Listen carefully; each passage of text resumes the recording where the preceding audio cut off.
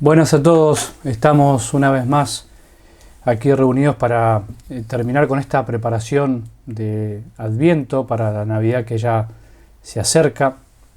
Ya falta solo un día para que podamos celebrar la Nochebuena y por eso una vez más les propongo este encuentro de formación y reflexión sobre el tema de la esperanza. Tuvimos 4 encuentros, aquellos que no lo pudieron ver están en el canal de YouTube. Ahí los pueden encontrar, donde yo les propuse que vayamos desglosando en la medida de lo posible, muy por arriba y con algunos aportes míos, pero principalmente siguiendo la encíclica del Papa Benedicto XVI sobre la esperanza, llamada Spe Salvi. Y por eso en el primer encuentro nos preguntábamos, ¿recuerdan qué era la esperanza? En el segundo encuentro nos preguntábamos qué le pasó a nuestra esperanza. ¿Por qué si nosotros decimos que tenemos fe y esa fe nos da una esperanza, o sea, nos hace esperar algo que todavía no tenemos plenamente, pero que ya de alguna manera se refleja en nuestro corazón, en nuestros deseos profundos de plenitud, el deseo de todo hombre de llegar a la felicidad de algún modo y que muchas veces se busca acá en la tierra de modos inadecuados o por caminos que finalmente no nos llenan el corazón? Bueno, ¿por qué si nosotros los que decimos tener fe y esperanza lo decimos a veces con tanta firmeza y soltura, por qué a veces no vivimos esa plenitud a la cual estamos llamados? ¿Por qué a veces parece que vivimos como sin esperanza? Y ahí nos preguntábamos, bueno, ¿qué le pasó a nuestra esperanza? Y veíamos cómo el Papa Benedicto XVI hacía un repaso histórico de cómo la Iglesia, el cristianismo, la reflexión teológica y la reflexión también existencial, por decirlo de alguna manera, a lo largo del tiempo ha mostrado que la Iglesia no dejó, por supuesto, y nunca dejará de ser parte del mundo en el que vive, que la circunda, la cultura, y cómo el progreso humano, la revolución del hombre también interiormente queriéndose, independizar de Dios, ha hecho que el hombre haya puesto su esperanza en el materialismo, en el progreso, y de algún modo eso repercutió también en la reflexión de la Iglesia y en la vivencia de fe, y ha hecho finalmente que nosotros también podríamos decir que hemos no perdido la esperanza, pero sí vivimos una especie de crisis de esperanza que finalmente, como siempre, como también lo hablábamos anteriormente, una crisis de esperanza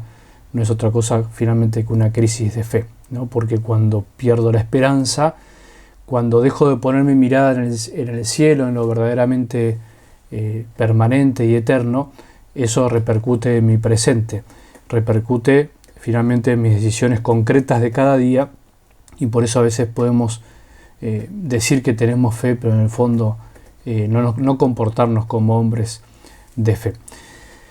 Con respecto a esto, justo hace unos días hablaba con una persona que ha tenido experiencias espirituales muy profundas, porque a veces puede pasar personas que reciban una gracia especial para vivir, unas gracias especiales que Jesús regala para afirmar la fe, o a veces para dar gloria a Dios de algún modo distinto que no tienen todos, y una experiencia espiritual tan profunda que la llenaba de gozo, ¿no? Y que al mismo tiempo la hería, en el sentido de que la hacía sufrir, porque tanto era el gozo, ¿no? Como se acuerdan los discípulos que Jesús llevó al monte Tabor, Juan, Pedro y Santiago, que vivieron ese gozo tan grande que dijeron, qué bien estamos aquí, o sea, como que no querían volver a la realidad. Bueno, de alguna manera eso le pasaba a esta persona, ¿no?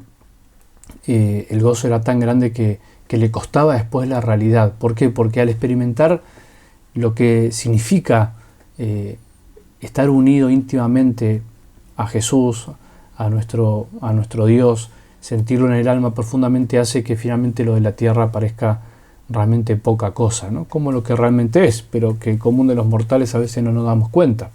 Ponemos todo acá, ¿no? Ponemos todo nuestro esfuerzo y nuestro corazón en las cosas que vemos y no en las que no vemos.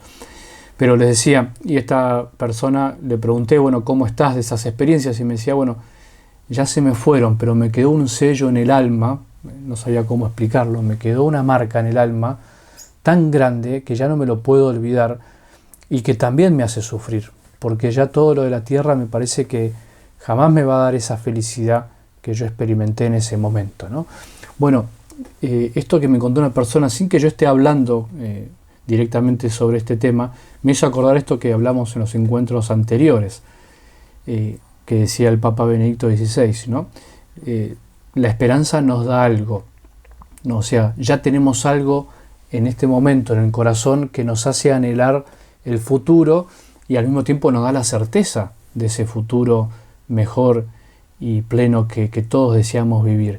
Y por eso aquel que experimenta la cercanía profunda con Dios, ya en el fondo nada lo puede derribar, ¿no? Nada lo puede derrotar. Sí podrá caer, sí podrá tropezar, sí podrá a veces entristecerse, pero si experimentó verdaderamente el gozo de estar con Jesús, que en definitiva es un anticipo de lo que será el cielo, nada lo vencerá, ¿no? Bueno, eso vimos en los dos primeros encuentros. En el tercer encuentro ya hablamos de los lugares de la esperanza, porque todos podríamos preguntarnos, bueno, ¿y cómo recupero la esperanza? ¿Cómo vivo verdaderamente la esperanza?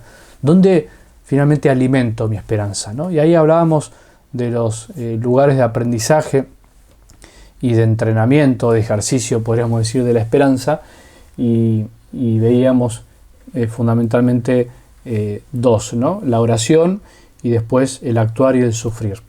Y la oración, por supuesto, en ese diálogo profundo que podemos tener día a día con el Señor en el corazón, en la oración comunitaria, en la oración personal, claramente es un lugar de ejercicio de la esperanza, de encuentro con la esperanza, porque justamente hablamos con aquel que decimos que creemos, ahí alimentamos nuestros anhelos y deseos, ahí el Señor nos muestra los caminos, nos consuela cuando hemos perdido el rumbo, nos consuela cuando caemos, nos muestra con su luz los pasos que debemos dar, y por supuesto la oración personal y comunitaria, como la liturgia, como todas las cosas que hacemos juntos, nos ayuda a caminar en esperanza, ¿no? A caminar con Jesús y a no bajar los brazos. Y después el otro lugar de la esperanza, que el Papa lo ponía en conjunto, el actuar y el sufrir, también, ¿no? Por supuesto, son lugares donde volvemos a recuperar esa esperanza, el actuar, o sea, el encontrar una meta concreta en la vida, algo para hacer, ¿no? Y no por el hacer mismo, sino porque en el hacer descubrimos primero los grandes dones que Dios nos dio, la posibilidad de transformar la realidad, la posibilidad de transformar aquellas realidades humanas que están heridas por el pecado también, ¿no? Entonces en el actuar, en el ejercicio de entregarme a los otros, vamos también descubriendo esperanzas que podrían ser pequeñas, podrían ser cosas que no ante el mundo o ante los ojos míos incluso no son extraordinarias, pero que sin embargo, si las anclamos en la verdadera esperanza que es Jesús, siempre nos van a mantener con el corazón alerta, ¿no? Con el corazón vigilante, para darnos cuenta que cada cosa que hacemos acá en la tierra, si está unida a la verdadera esperanza, tiene un valor infinito, tiene un valor de eternidad. Entonces, como una receta para cuando hemos perdido la esperanza es hacer algo por los demás, entregarnos, ¿no? El otro lugar de la esperanza, el sufrimiento, ¿no? Que costaba un poco explicarlo, pero que en el sufrimiento finalmente que el hombre no le encuentra la respuesta, aunque trata de eliminarlo y no termina de encontrarle la respuesta, incluso provoca en el hombre creyente y en el no creyente un cierto enojo, por decirlo de alguna manera, con ese Dios que decimos que nos ama, con ese Dios que tenemos la certeza que nos ama, pero que lo permite. Bueno, en el sufrimiento entregado y vivido, en el sufrimiento compartido, en encontrar un sentido a ese sufrimiento, o en encontrar que en el sufrimiento también podemos encontrar nuevos caminos, nuevos rumbos, nuevas oportunidades, nuevos aprendizajes, también de alguna manera encontramos esperanza, porque además nos sentimos amados por aquel que vino a sufrir con nosotros y por nosotros, que vino a hacerse cargo del sufrimiento, o sea, que nos da la esperanza porque nos dice: yo al sufrimiento lo vencí, no esquivándolo, sino atravesándolo con todo su corazón, con toda su humanidad. Y es lo mismo que nosotros debemos hacer cuando nos toca vivir el sufrimiento, cuando nos tocará alguna vez vivirlo, si no te estará tocando en este momento. Pero bueno, era este repaso sencillo, rápido, para que entendamos el hilo de lo que venimos viendo. Y el tercer lugar de aprendizaje y ejercicio de la esperanza te va a sorprender, porque no es algo que por ahí tenemos muy en mente, no es algo de lo que se habla mucho, incluso al contrario, es algo de que se le esquiva bastante o que por ahí se lo ha enseñado no de la mejor manera. El Papa Benedicto habla del juicio, ¿no? El juicio. Me imagino por ahí tu sorpresa, el juicio, o sea, el juicio final, el juicio de Dios, el juicio que Jesús vendrá un día a dar sobre toda la humanidad, ¿no? Recordemos que la parte central del credo de la Iglesia, que trata del misterio del nacimiento de Cristo, que viene del Padre, el nacimiento temporal en María, en el vientre de María, o desde el vientre de María, mejor dicho, decimos al final, de nuevo vendrá con gloria para juzgar a vivos y muertos. O sea, es una parte esencial de nuestro credo. Fíjense cómo lo podemos conectar con lo que venimos hablando. En el credo, o sea, en la recitación de las verdades de nuestra fe, cada domingo especialmente, nosotros afirmamos con fe, o sea, creemos con certeza y al mismo tiempo tenemos esperanza en que Jesús vendrá un día a juzgar a vivos y muertos y vendrá con gloria, ¿no? Ya de los primeros tiempos, la perspectiva de los primeros tiempos de la Iglesia, la perspectiva del juicio siempre influyó en los cristianos, ¿no? Y también en la vida diaria, como un criterio para ordenar la vida presente. Esto es importante, como una llamada a la conciencia y al mismo tiempo como una esperanza. A veces, no sé si les pasará a ustedes, nos hemos quedado como una llamada a la conciencia, ¿no? Como diciendo, bueno, Dios te va a juzgar, ¿no? Algún día Dios va a juzgar, como diciendo, cuidado, portate bien, ¿no? Dios está mirando. Que de algún modo, por supuesto, es así, y es así, ¿no? No de algún modo, es así. Pero si eso no se lo une a la esperanza, le queda como trunco, ¿no? Queda como rengo, le falta una parte. Por eso creo que es muy oportuno hablar sobre este tema que lo planteaba Benedicto, como pensar en el juicio final también como un ejercicio donde yo aprendo a tener esperanza. O sea, el saber que algún día habrá verdadera justicia, ahora vamos a desarrollar un poco eso, nos ayuda a tener esperanza, ¿no? O sea, la fe en Cristo no solo mira hacia atrás, no solo decimos que tenemos fe por lo que pasó, y no solamente mira hacia arriba en este momento, sino que mira siempre hacia adelante. O sea que habrá un momento, una hora de justicia, ¿no? Y este mirar hacia adelante ha dado la importancia que tiene el presente para el cristianismo, ¿no?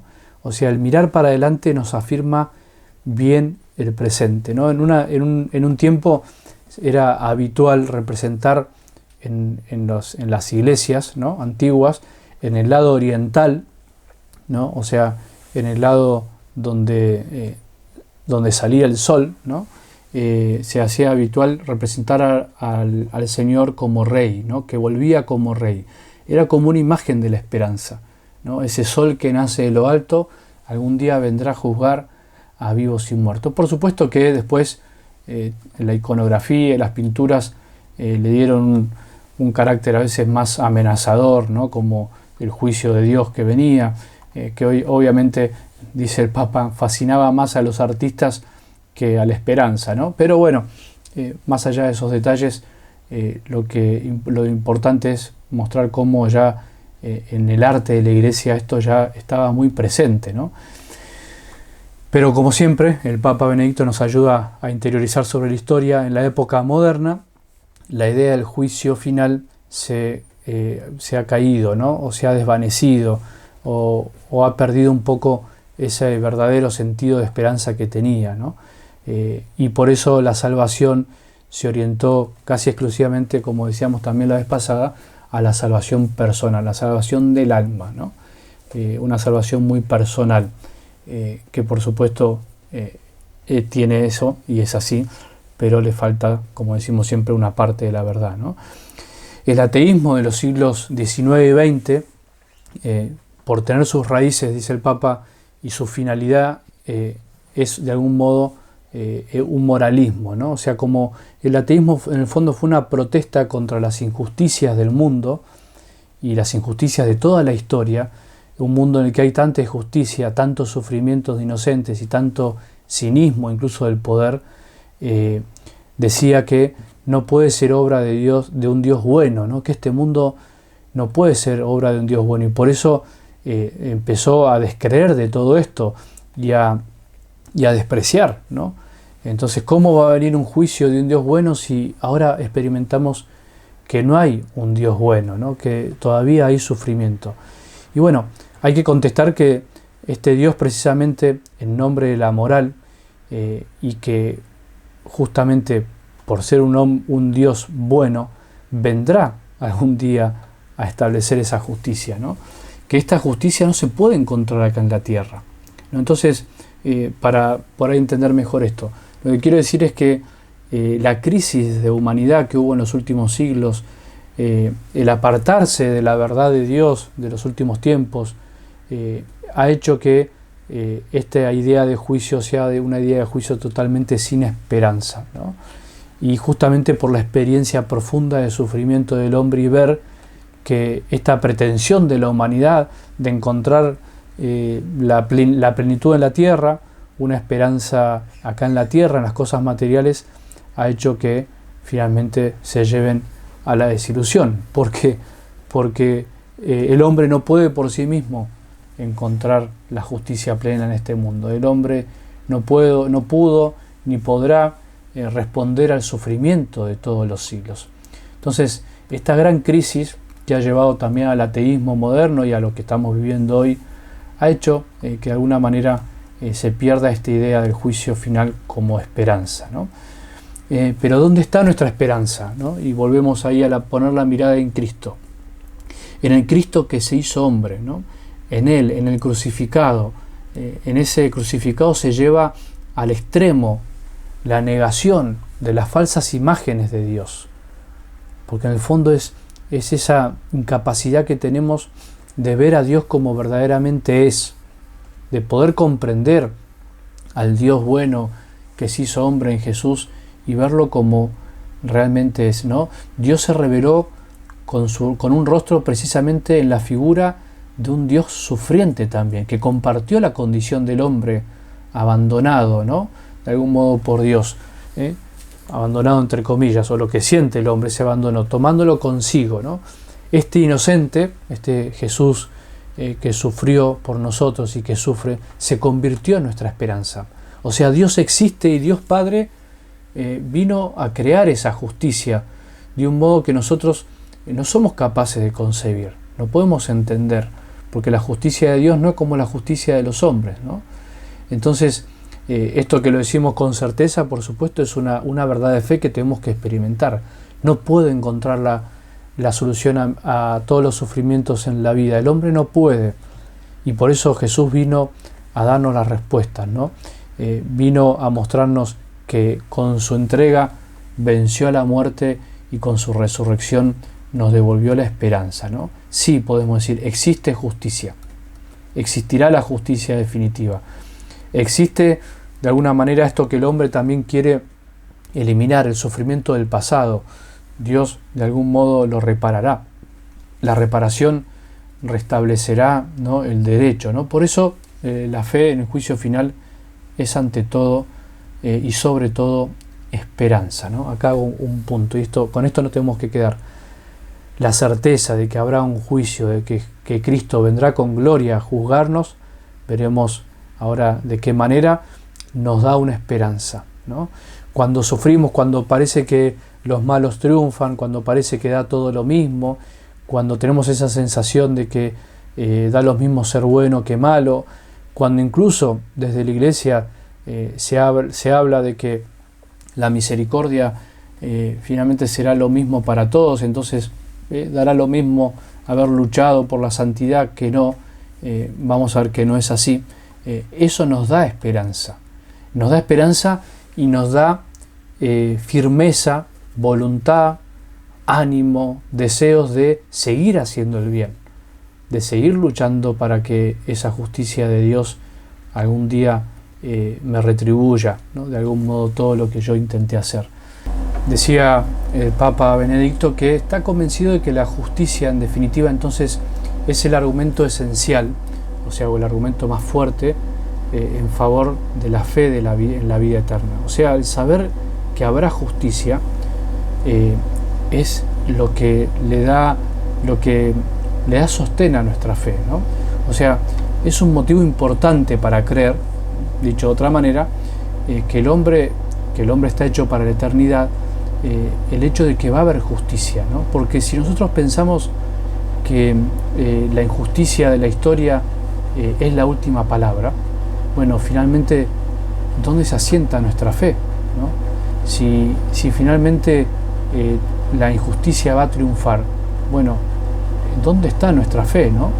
Por eso la protesta contra Dios en nombre de la justicia no sirve, no vale, ¿no? Cuando el hombre protesta porque Dios no es justo, bueno, sí podemos pensar que en esta vida sentimos que la justicia de Dios no triunfa, pero el saber que habrá una justicia en la eternidad, o cuando lleguemos a la eternidad, claramente nos da esa esperanza, ¿no? O sea, un mundo sin Dios finalmente es un mundo sin esperanza, ¿no? Porque solo Dios puede crear justicia, y la fe nos da la certeza, porque Él lo hace, Él lo va a hacer, ¿no?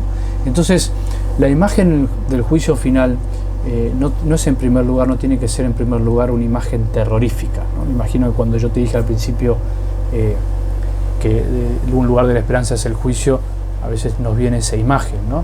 Sino que es fundamentalmente una imagen de esperanza, quizás la imagen decisiva para nosotros de la esperanza, pero no es una imagen que da miedo. Bueno, si tenemos miedo tenemos que quitarnos esa idea, pero también es una imagen que da responsabilidad, las dos cosas. Es el temor del amor, es el santo temor de Dios, por un lado, y al mismo tiempo el tomarnos en serio la vida, la responsabilidad, ¿no? Dios es justicia y crea justicia. Ese es nuestro consuelo, esa es nuestra esperanza, pero no tenemos que olvidar que en su justicia también está la gracia. La gracia. La gracia no excluye la justicia, no convierte la injusticia en derecho, no es un cepillo que borra todo, de modo que lo que se hizo en la tierra termine siendo lo mismo, o sea, que tenga el mismo valor. No es que la gracia va a limpiar todo y va a hacer todo lo mismo, ¿no? Al final, como decía ahí Dostoyevsky en Los Hermanos Karamazov, una novela, al final los malvados, el banquete eterno, no se sentarán indistintamente, ¿no?, a la mesa junto a las víctimas como si no hubiera pasado nada, ¿no? Es una imagen, ¿no? De algún modo hay que pensar que esa justicia implicará también, por decir de alguna manera, como creen los orientales, en grados de gloria, ¿no? En diferentes lugares, aunque no serán lugares o cercanía o grados de comunión profunda con el Dios que nos está esperando, ¿no? En la parábola del rico Epulón, si recuerdan, el pobre Lázaro de Lucas 16, Jesús presentó como una advertencia, ¿no?, de esta alma del rico que está arruinada por la arrogancia, por la opulencia, que de algún modo cavó ella misma un foso inquebrantable, que no podía llegar al seno de Abraham, que deseaba ser calmada un poco su sufrimiento por la saliva de Lázaro, ¿no? Finalmente el foso es de su cerrazón, de los placeres materiales, del foso que cavó por olvidarse de los otros, ¿no?, de la incapacidad de amar, que se transformó finalmente en una sed irremediable de amor que ya no podía tener, ¿no? Bueno, esta visión del antiguo judaísmo, ¿no?, de la condición intermedia, o sea que hay como un lugar intermedio. Esta parábola, claro, no se refiere al juicio definitivo, no se refiere a la resurrección final, sino se refiere a lo que la Iglesia llama como el estado intermedio, ¿no?, que ya los judíos creían que creían esta idea de que las almas no se encontraban ya directamente con Dios, sino que había un estado intermedio, provisional, ¿no? Que aquellas que debían purificar tenían que pasar por un lugar de tormento para poder llegar a ver a Dios, ¿no? Es lo que finalmente nosotros hemos llamado el purgatorio, ¿no? Y lo mismo, por el contrario, aquellos que han vivido el amor ya empiezan a gozar provisionalmente de la bienaventuranza, de los gozos, ¿no? Hasta llegar a la resurrección final. Bueno, pero para terminar con esto, lo que muestra la parábola es que la opción de vida del hombre se hace definitiva en la muerte, ¿no? Esta vida suya está ante el juez, y su opción, que se fue fraguando a lo largo de toda la vida, puede tener distintas formas, ¿no? Y por eso puede haber personas que destruyeron totalmente en sí el deseo de la verdad y la disponibilidad del amor, ¿no? Que en definitiva uno alcanzará o tendrá lo que construyó, lo que buscó, ¿no? Y esta, por supuesto, es una perspectiva bastante fea para algunos casos, ¿no? De nuestra propia historia, de personas que han vivido esto, personas que han buscado destruir. Sin embargo, también podemos encontrar personas purísimas que buscan claramente vivir el amor y que están completamente entregadas a Dios. Pero dice el Papa Benedicto XVI que según nuestra experiencia, ni un extremo ni el otro son los casos más normales, ni personas terriblemente malas, ni personas casi absolutamente santas, ¿no?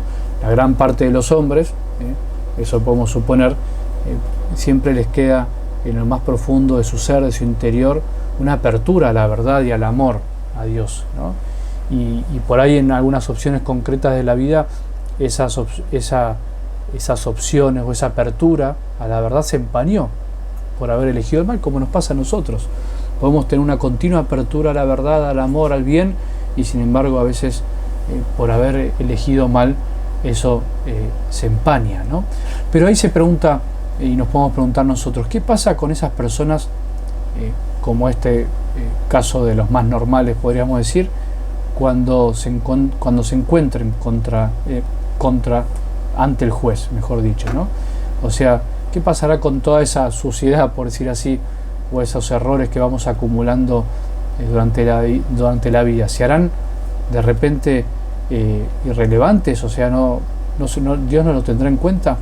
Y acá cita el Papa San Pablo, que dice, hablando en la carta a los Corintios, que dice así, ¿no? Encima de este cimiento, hablando de que ante todo nosotros construimos nuestra vida sobre un fundamento común, que es Cristo, ¿no? Y este es el fundamento que resiste a todo, ¿no? Y sigue diciendo, encima de este cimiento edifican con oro, plata y piedras preciosas, o con madera, heno o paja. Lo que ha hecho cada uno saldrá a la luz, el día del juicio lo manifestará, porque ese día despuntará con fuego, y el fuego pondrá a prueba la calidad de cada construcción. Aquel cuya obra construida sobre el cimiento resista, recibirá la recompensa, mientras que aquel cuya obra quede abrasada, sufrirá el daño. No obstante, él quedará salvo, pero como quien pasa a través del fuego, ¿no? Bueno, habla de esto como el fundamento que es Cristo, como que cada construcción será distinta según cómo quisimos construir, oro, plata, o paja, o heno, ¿no? O sea, cómo nuestras obras serán finalmente las que nos definirán qué tipo de construcción tenemos, y ese fuego abrasador será el que purifique, ¿no? Aquel que pase ese fuego abrasador y quedará finalmente el fundamento, ¿no? O mantendrá algo de la obra, ¿no? Algunos teólogos dicen que ese fuego que arde y que a la vez salva es Cristo mismo, ¿no? El juez y el Salvador. El encuentro con Él será el acto decisivo del juicio. Ante su mirada, toda falsedad se deshace, se terminará toda falsedad. Su mirada, ¿no? Miren qué lindo, el toque de su corazón nos cura a través de una transformación. Ciertamente será dolorosa como a través del fuego, ¿no? O sea, el estar con Jesús, el encontrarnos con Él, será como un fuego abrasador que nos purificará, ¿no? Y nos hará llegar hacia Él con lo verdaderamente bueno que hay en nosotros, con lo que finalmente va a relucir, ¿no? Por eso nuestro modo de vivir no es irrelevante, ¿no? Con esto retomo lo que decía antes. No es que da lo mismo hacer el bien que no hacerlo, no es que da lo mismo luchar cada día, ¿no? Pero la linda noticia y la esperanza finalmente de todo esto es que nuestra inmundicia no nos va a ensuciar eternamente, ¿no? Al menos si permanecemos orientados hacia Cristo, hacia la verdad, hacia el amor. Por eso vuelvo a decir, el juicio será nuestra esperanza, porque ahí habrá misericordia y habrá verdaderamente justicia, ¿no? En el momento del juicio experimentaremos o acogeremos este amor de Dios, ¿no? Y todo el mal del mundo terminará por desaparecer, ¿no? De este arder que transforma, ¿no? O sea, el momento transformador de este encuentro está fuera del alcance, dice el Papa Benedicto, del cronometraje terrenal, ¿no? Será un tiempo del corazón, tiempo de paso a la comunión con Dios, con el cuerpo de Cristo, ¿no? El juicio de Dios, vuelvo a decir, es esperanza, ¿no? Tanto porque es justicia como porque es gracia al mismo tiempo. Si el juicio de Dios fuese solamente gracia, o podríamos pensar también misericordia, o sea, un borrón sin importar nada de lo que pasó, sin darle relevancia a la vida, si fuera solamente gracia que convertirá en irrelevante todo lo terrenal, ¿no? Dios nos seguirá debiendo, ¿no? Una respuesta sobre la justicia, ¿no? Una pregunta que es decisiva. ¿Habrá justicia en este mundo con todo lo que el hombre hizo? Entonces no puede ser solamente gracia el juicio de Dios, tiene que ser también justicia. Pero si fuese solamente justicia, podría ser al final solo un motivo para tener temor, ¿no? Si nosotros pensamos que Dios va a ser certeramente justo, ¿no? Y va a tener en cuenta ahí cada cosita de una manera como lo hacemos a veces nosotros con los demás, bueno, por supuesto que ahí sí le tenemos que tener miedo. Entonces, qué lindo es saber que el juicio de Dios va a ser gracia, pero también va a ser justicia. Va a ser justicia, pero también va a ser gracia, ¿no? Y eso nos da un gran consuelo, ¿no? Y de ahí viene también la praxis de la Iglesia, esto lo paso más por arriba, que es el tema de la comunión, ¿no? De la comunión con los santos, los que están en el cielo, pero también la comunión con aquellos que están en vías a llegar al cielo, que llamamos el purgatorio, ¿no?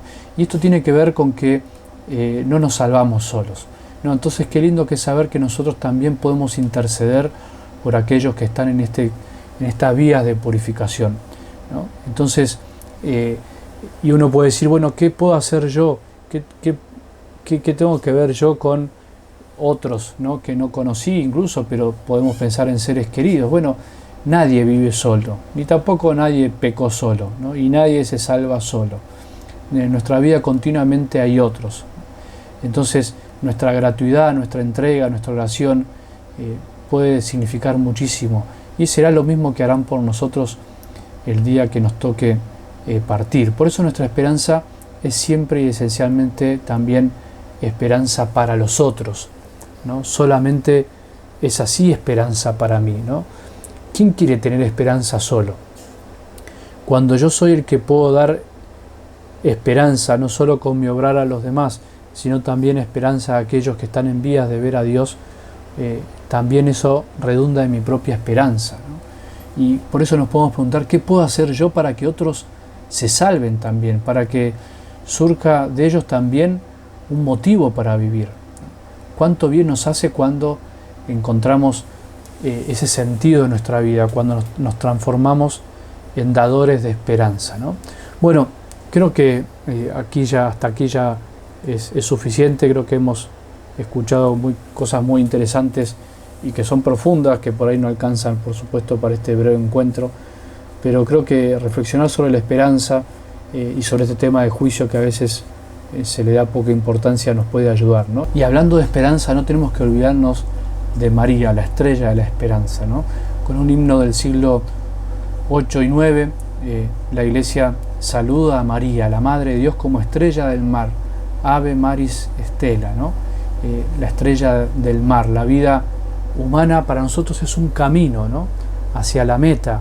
¿Y cómo encontramos el rumbo? Bueno, siempre teniendo en este viaje compañeros, modelos que nos llevan hacia la meta final. Por supuesto que es Jesús, pero María también es para nosotros modelo de esperanza y estrella del mar. Bueno, pidámosle a María que nos haga llegar con mucho gozo a esta Navidad, que podamos vivirla con una profunda unión a Jesús, al niño que quiere nacer otra vez en nuestro corazón, que nos devuelva la esperanza si la hemos perdido, que podamos darla a otros, que pongamos realmente nuestra esperanza en lo que vale la pena, que es el mismo Jesús que nos ha dado la salvación, haciéndose niño como nosotros, viviendo como nosotros, muriendo y resucitando por nosotros. Muchísimas gracias por acompañarme, espero que les haya servido y recuerden que esto lo pueden también compartir con otros que les ayuden. Y que la bendición de Dios, que es Padre, Hijo y Espíritu Santo, descienda sobre sus corazones y permanezca para siempre.